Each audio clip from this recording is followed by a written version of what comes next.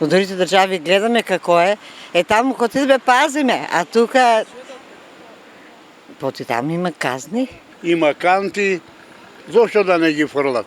Ранг-данг, катастрофа од народот. Зависи малку и од менталниот склоп кај нас. Сепак ние сме балканци. Европската култура никако да пристигне во Штип. Иако службите секојдневно чистат, сепак улиците и парковите разденуваат со пикавци, отпадоци и ѓубре. Граѓаните на терен велат несвесноста повторно победува. А на прашањето кој прави вакви нереди, категорични дека најголем процент се младите. Не култура, секаде во Македонија тоа исто.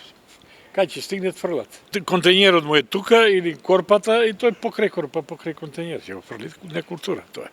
Кој како што сака си фрла, книги, тие што пушат, да фрлат, не, внимание не онодуват за тоа.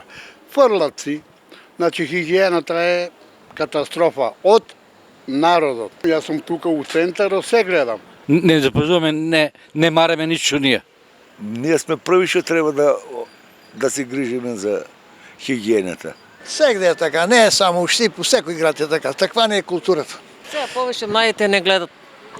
Каде им текне там фрлат? Па луѓето се причините. Самите треба да си одржаваме хигиената. Затно убавина е направено. Треба да си го одржаваме ние. Први. Самите не се цениме, не си го одржаваме тоа што треба да го имаме. Прашани дали порано сликата била иста, Штипјани децидни дека била. Ниту порано, ниту сега велат има некакви промени. Останато си од време, балканска работа. Кај ќе стигнат фрлат и од прозор, од кола, ќе те изгори некој ќе.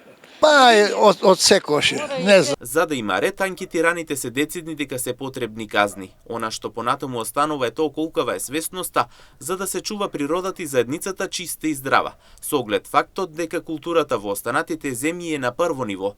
Овде според граѓаните е потребно најпрво домашно воспитување, како и повеќе едукација.